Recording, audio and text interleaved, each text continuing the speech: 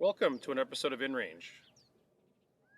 Imagine a situation in which a presidential executive order is utilized to arrest and detain Americans with absolutely no due process of law. Take them off the street, take them out of their homes, and stick them in internment camps or concentration camps. And that's exactly what Executive Order 9066 did. You notice I say did because you might have just thought I was talking about current topics and current news. Because disturbingly, we're revisiting Executive Order 9066, but somehow in an even more disturbing and malicious way. In 1942, Franklin Delano Roosevelt, the president during World War II, issued Executive Order 9066 to arrest and detain Japanese Americans, both those who were immigrants and technically not citizens yet, but also second and even third generation Japanese Americans who were born here and therefore citizens under the rights of birthright citizenship from their homes, their businesses, their lives, deported them to places where they were not familiar, the middle of the Arizona, Utah, and other deserts, pushed them into concentration camps in which they were kept under constant observation by men with guns just like these, just for the fact that they were of Japanese descent. When the war ended, some had been killed, most survived, but when they got back home to what was their businesses and homes, they came to find that their lives were destroyed and they had to rebuild everything. However, even during the state of World War II, this executive order did intern these people within the U.S. borders.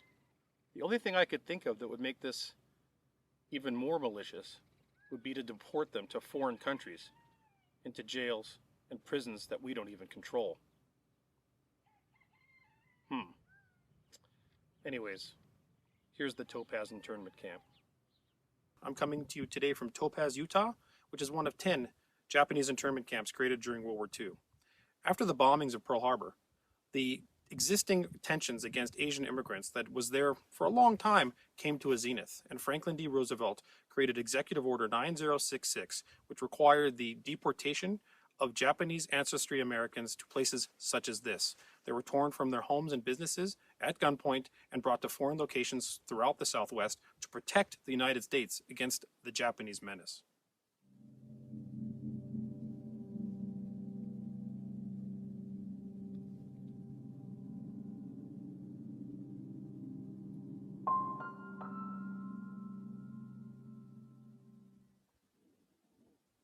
I'm here at the main gate of the Topaz internment camp. To my right was the sentry tower. The guards there were armed and they were instructed to shoot to kill, and at times they did.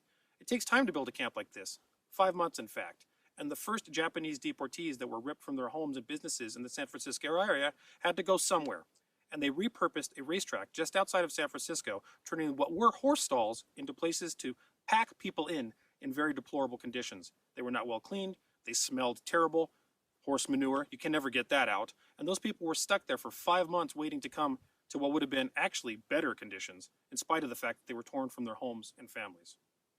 After you were torn from your home in the San Francisco Bay Area and taken to your horse stall for 5 months, you were then commuted all the way out here to the Utah desert, far, far from anything you've ever seen or known before. We just saw from the right was the main gate. Once you passed the main gate, you came here to what are the ruins of the administrative offices. Here you were processed as one of the prisoners of this camp and issued an identification placard that had to be worn on you at all times. Not having that placard on you was grounds for punishment or even maybe death.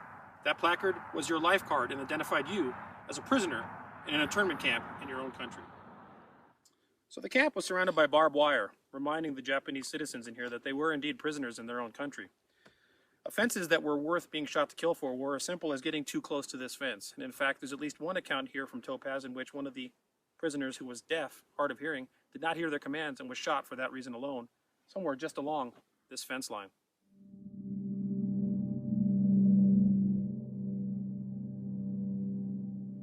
Here we are at the Topaz Museum where they have a reproduction of one of the barracks. It is interesting to note that there was an attempt to keep families together as much as was possible. So there's that. But as we walk into the barracks, you're going to see it's quite Spartan and simplistic. There's a military cot, one for each of the family members, and they have a Japanese shrine here to provide some sense of normalcy, a little bit of art, of which we understand there was a lot of effort towards art in the community to make things a little better. A radio, a table, and a little heater. They were not really allowed to cook in their barracks, as that was a danger, as well as it wasn't really viable. And the barracks were relatively poorly built. The Utah desert gets very hot and very cold. Snow and dust storms would just flow right through the cracks in the walls and into the barracks themselves. So one more thing worth mentioning is the Kami family was a family of 8, and 4 of the family members lived in this barrack of this size. And you can see right here, they have a baseball bat and a glove, which was a favorite game of the internment camp prisoners.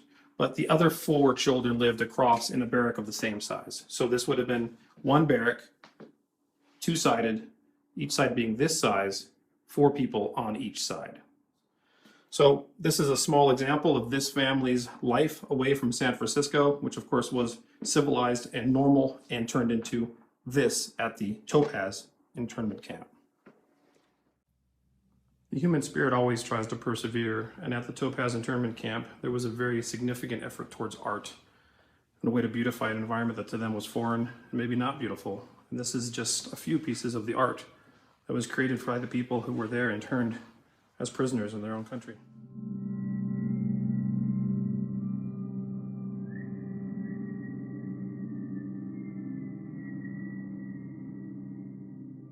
So we've been driving around the Topaz internment camp because there's roads here between the different block sections. I'm right here in block 19-42. When you hear those numbers, they don't make sense until you're out here because this is an immense site.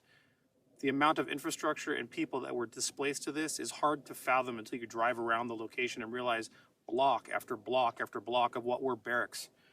People here tried to make life normal, and there's like this little rock outcropping here where someone, 1942, 43, 44, 45, they put these little rocks here a long time ago to try to make a little normalcy out of their lives displaced here out in the Utah desert.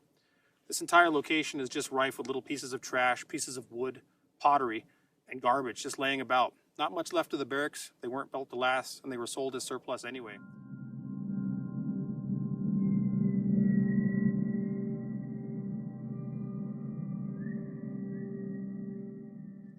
For the vast majority of the 120,000 Japanese Americans coming back from internment camps like this, trying to return to their homes and businesses, they came to find that their home was lived in by someone else, their business was gone. And when they went to the government storage facility to get their personal belongings back, they had long since been lost, stolen, or looted. These are pieces of the barracks out here, pieces of lives that were essentially dramatically ruined by something as simple as a presidential order. We have to remember that our constitutional rights are indeed fragile, especially against marginalized people, and that's why we have to let something like this never happen again. Thank you for watching this episode of InRange. I know these topics are tough to talk about and tough to listen to, but the reality is our American history is something we have to look at, the good and the bad, and always remember. Thanks for watching.